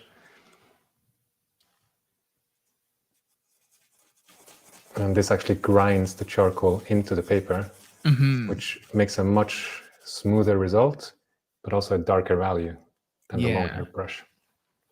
Yeah, I know there's a brush that Stan uses now, which it didn't start as a shorter brush, and he didn't intend for it to be a shorter brush. It was just time. just a sable brush. Down. It just wore down, you know. So now it kind of works a little bit more like a smudge stick at this point. Yeah, I guess a brush is kind of similar to a smudge stick. We definitely have some small questions here. So Theo is asking exercises to relax your hand grip while drawing, especially when overhand grip is not possible in situations like digital art. Is there anything that you do for this?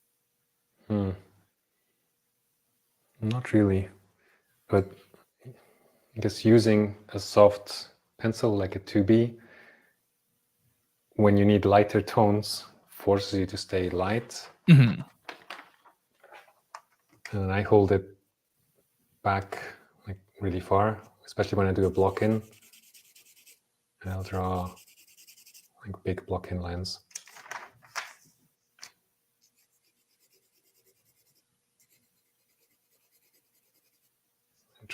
And the block in lines have to be light because I'm going to erase them as I move things around. But is this an overhand grip? The overhand grip is so it ends up with you kind of like holding like this, a little like this. Yeah. Yeah, exactly.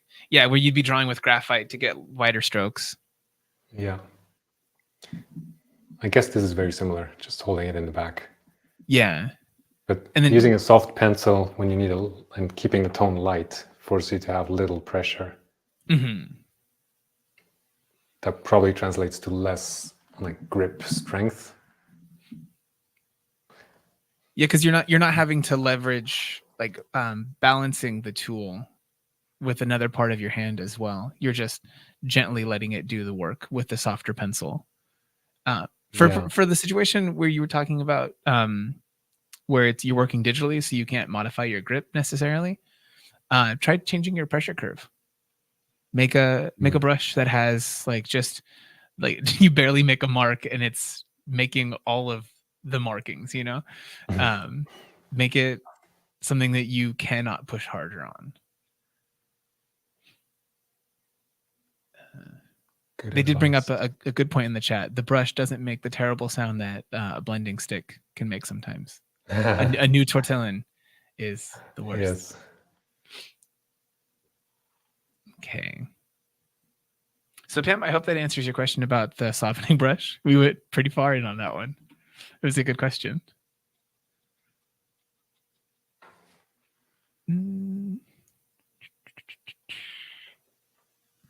There's a question here from Alexander Wegner.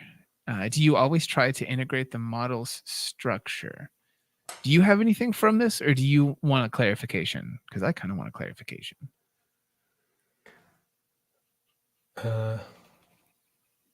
Yeah, clarification would be good. Okay. I think I always try to explain the structure as well as I can, and here could be better. I don't know. I think that I know Marshall. I've seen him in person a lot. I think that this is, if you showed me this, even without knowing the photo it came from, I would still be like, is this a younger Marshall? This feels accurate to the face that I know. Are Marshall's loving eyes. Absolutely. Yeah, that positive energy fueled by apples and almonds. It's about to break into song. But at this point, it's power metal, apparently. Yes. Alex had a different question that they had asked. I'll go for a different one. They asked, what are your feelings towards intuitive coloring in painting? Do you feel like a person without an intuitive notion of color can be as good as anyone else? A person without an intuitive sense for color? Mm-hmm. Do you think it's something that can be learned, I guess. Yeah. I don't know if anyone is born with an intuitive sense for color. Yeah. I mean, dogs aren't. That's all I know. I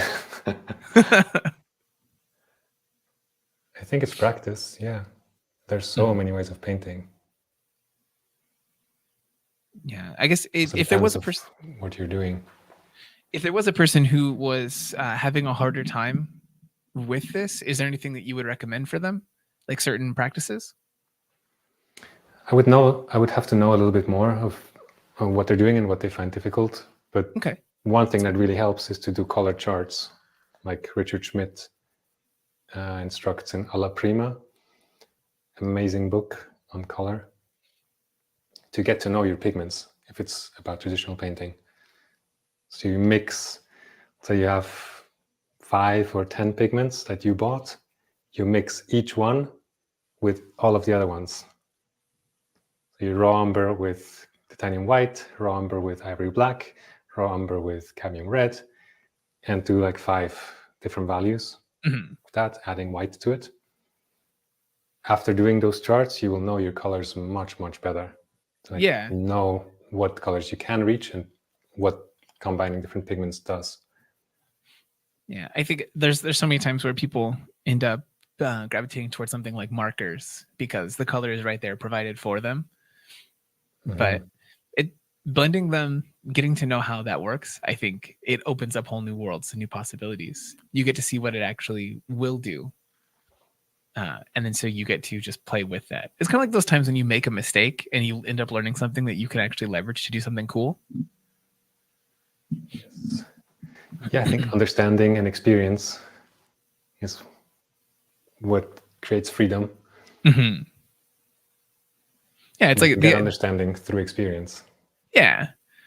I forget what stream it was. There was a recent stream that we did, and I ended up saying something to the effect of like likening the experience to the best way to learn a place is to just get lost in that place. It's the same thing for art. Go get lost, and then you know better how to find your way back to the things that you liked. That's beautiful. Put it on my book. I like the you're going through and adding more details at this point here. Yes, I neglected the forehead, I think, for too long. It's going a bit closer. Fantastic. Almost out of frame, but there we go. I don't want to tilt, like move up or down, because then I'm not going to find it easily again. So yeah. It's going to swivel. Yeah, there's a bit more contrast in the photograph. So I need to push some of the darks darker, but this is also easy to overdo. And then I have this really harsh thing in the forehead. And there's a world of edges, shapes, values, edges in there. Let's go over to the reference for a moment. Hi, Marshall. Got a big Marshall face. Struggling with the focus, huh? But in here, like soft edge on the top, sharper on the bottom. It goes over, gets from lighter, goes darker, darker, darker. Then there's a little gap of a lighter value. Then it goes darker again, gets very soft and kind of blurs out. And there's this guy at the top, just a little bit darker in the middle, very soft. And then there's the highlight on underneath this wrinkle, top plane of that that's catching light. In my drawing, a lot of that is still missing. It's because it's still pretty. It's early days for these details. Yeah, just haven't gotten to it yet. So I should say that we're an hour and 44 minutes in so far. Yeah, I was wondering. Yeah, what? Shall we come to a close? Well, I was wondering. So, what do you want to try to hit in this time that we've got? How much time do we have? This is up to you. I'm here for as long as you want to be here, but I don't want to take up your day because it is late evening for you. It is now 8:45 p.m. Not that late, but I think like when you have a 2-hour recording, that's probably the max of I do agree people on this would one. like to invest when they watch it. Yeah.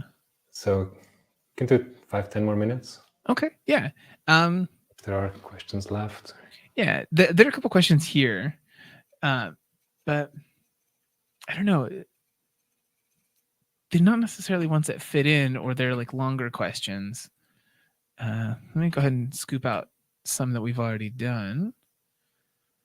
Yeah, if you guys have some more questions in there, please drop them in. We'll try to work through them, but some of them will get passed over. Some just haven't fit yet. NanoCog earlier was asking, what's your thought process for choosing a lighting setup or direction depending on intended emotion, tone, subject, etc.? Like, I guess, what are the main That's hard to considerations sum for up. you? Yeah. What we'll shift the question a little bit. Is there something that you end up changing from reference pretty often in lighting? Something that you like injecting to add more emotion, maybe? When I change the lighting, it's mostly that there are multiple light sources, and I'll edit out one of them to make the form more clear. What do you think? For emotional, like mood, I think I would spend more time getting the reference that I want rather than inventing. But that totally depends on the type of image that it is. Is it concept art or is it a final illustration? Okay. So for when you decide to try to like remove an entire light source for something, do you find yourself going more towards the kind of lighting that we have for this particular photo, where it's like up and to the left, and you prioritize that most often? Yeah, I'll prioritize the main light.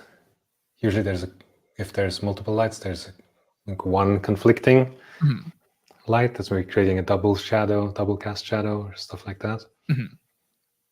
I would edit that out so that just the main light source remains, which gives a stronger sense of form. Okay. There was like a bounce, like a softening bounce on Marshall. Do you think that will be present in your final piece for this? Like here on his cheek, we've got a lot more. They had some sort of bounce fill over there. Here? Yeah. Do you think that that'll make it through? Yeah, I had a bit more and I darkened it, and I was considering lightening it again. I'm not sure. What do you think? I don't know. I'm super torn on it because there's already enough of a value separation between the hair and even the darkest parts under his eye and everything.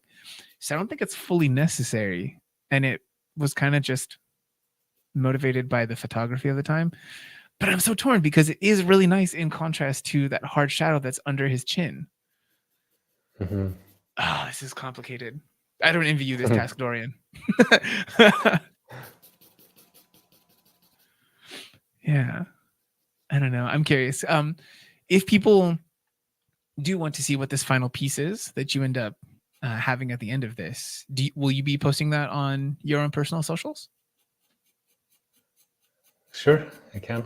I guess I should finish it now. Like, this is going to be pretty much it, I think. Okay, yeah. All right. The weakest part is down here. I don't know. It does feel, I'm going to remove myself from this. Okay, thank you. It does feel like it's done with intention because of the flow of his hair. There's like a flow of his hair that goes like a swooping with the shape of the collar. So I don't know.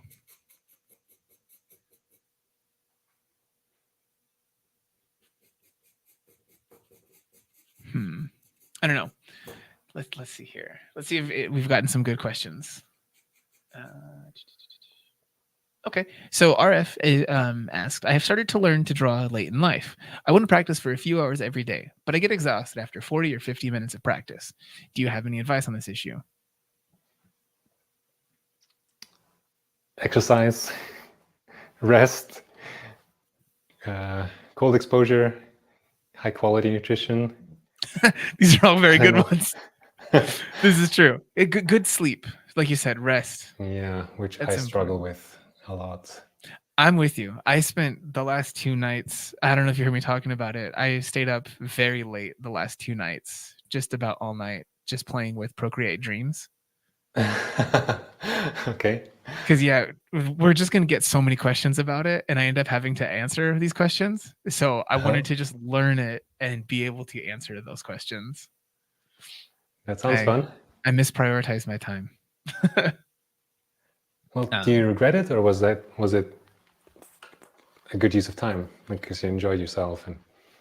I don't know. I think it's a mix of both. And plus, during the day, it's so hard to find time to have like a concerted few hours to really devote to something because there's so many interruptions. Yeah, I like the world going quiet. Absolutely. Or around midnight.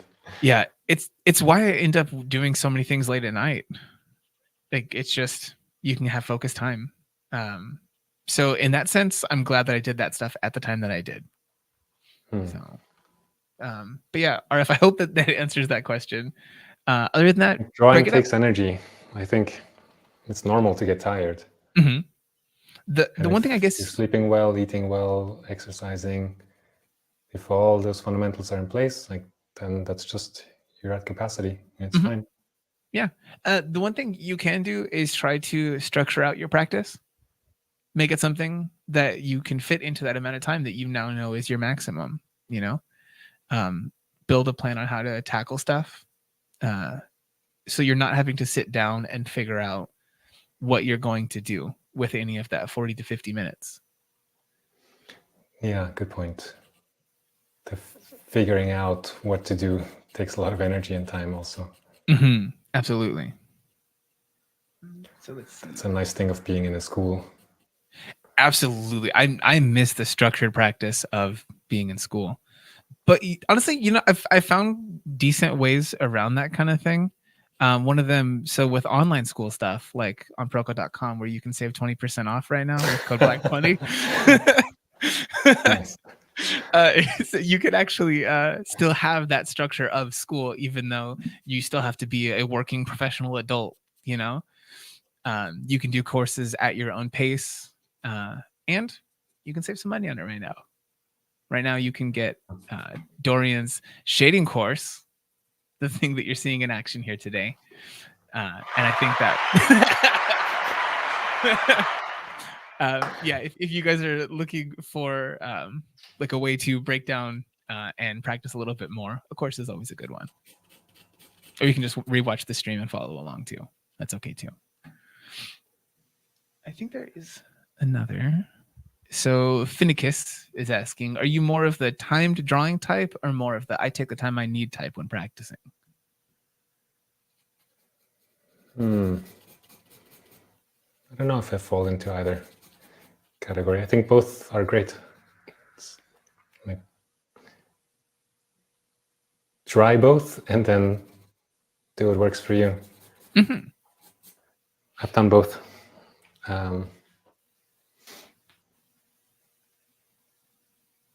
Yeah, I wouldn't want to like limit myself to just one, because it would mean like I don't have the ability to take time anymore. Like everything has to be rushed, or I would really miss the slow, meditative way of drawing.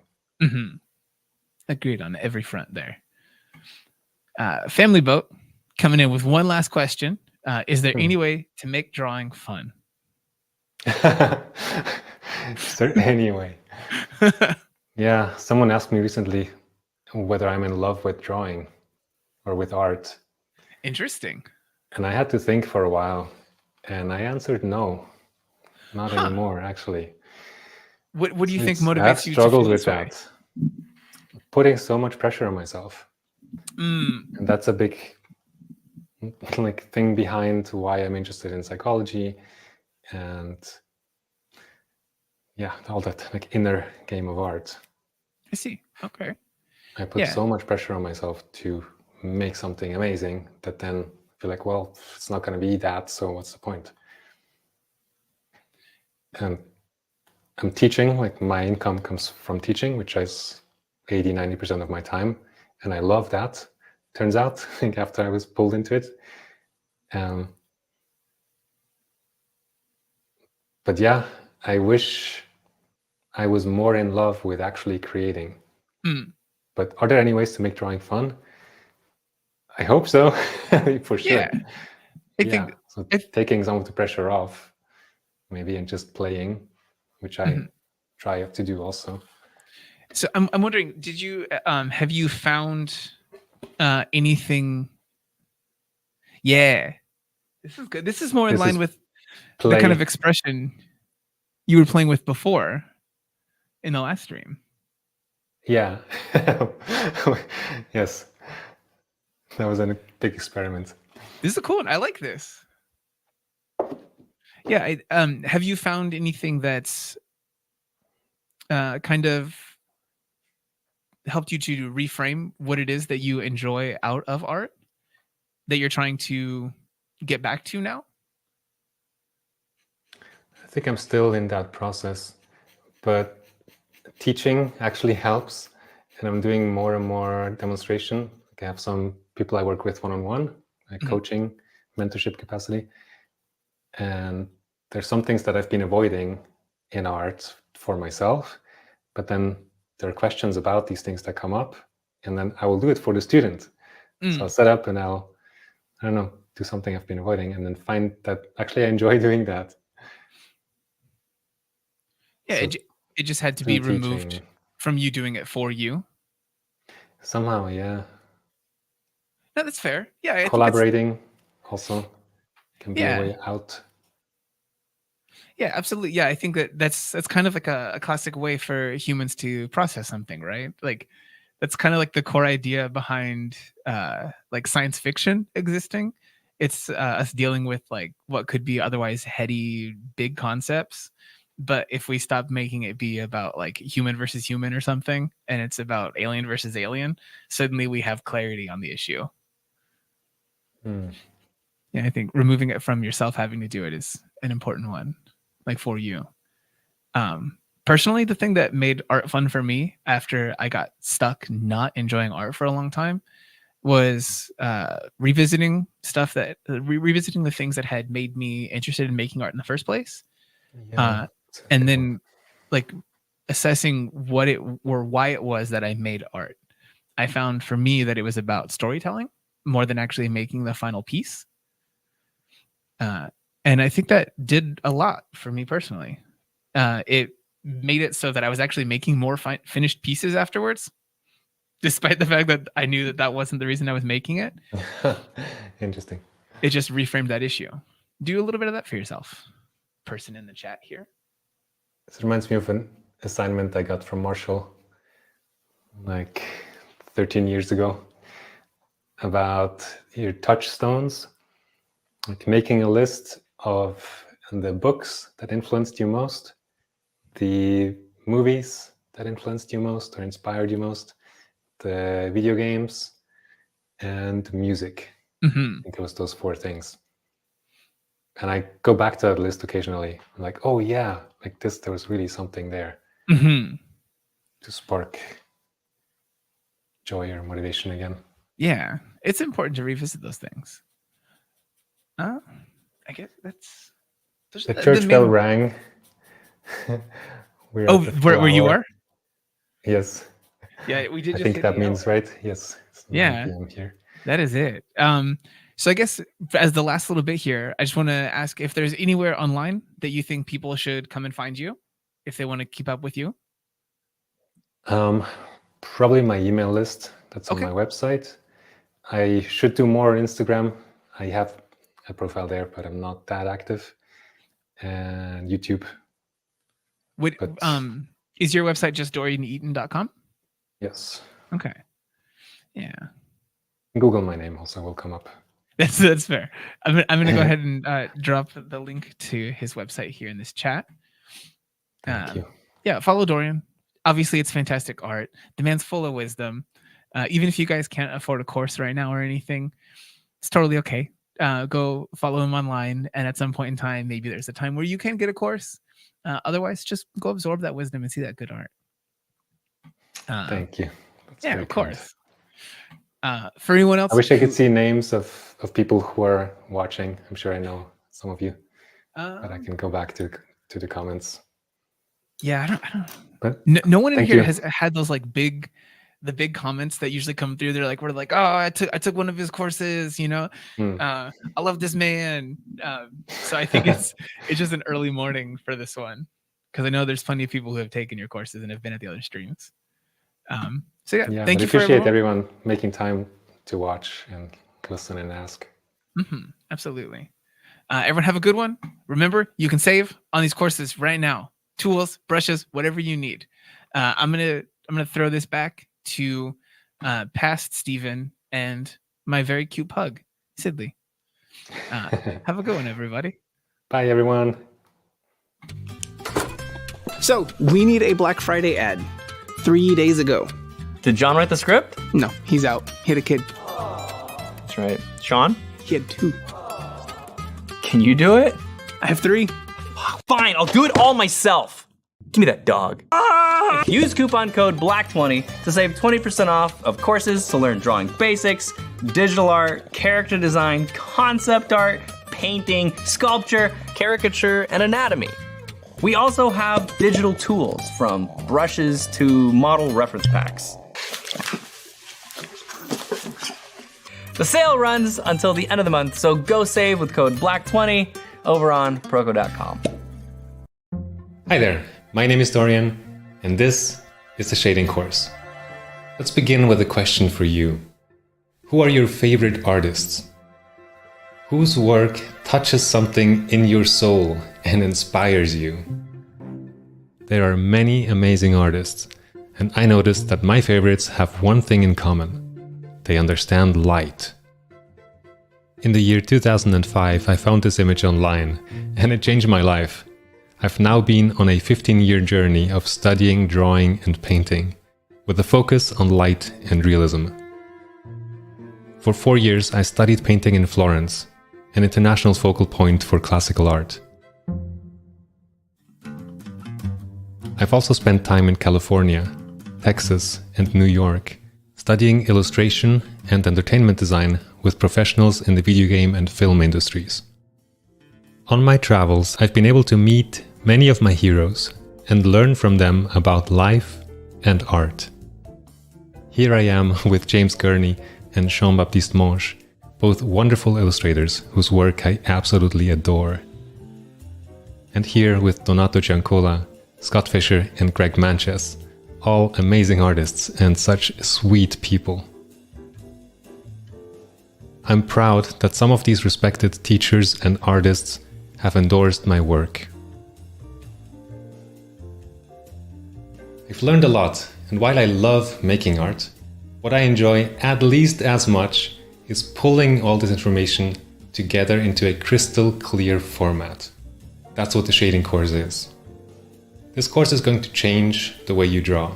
That's my promise to you. That's been my experience teaching over the last 10 years. But not only is the course going to change the way you draw, it's going to change the way you see the world around you. I think the more you are able to perceive, the easier it is to bring your artwork alive. There are over 25 assignments in the course. If you can control a pencil well enough to write, you will be able to complete the assignments. If you're a professional artist or a teacher, you will deepen your understanding of light and shadow and realism. By the way, here are some of my early drawings. Developing my skill took effort and time, and I know that with practice, you can develop yours. Now, in this course, we're going to work with understanding, and we're also going to work with care and with precision to make artwork that you're proud of. It's not going to be easy, but it's going to be fun, and it's going to be worth it.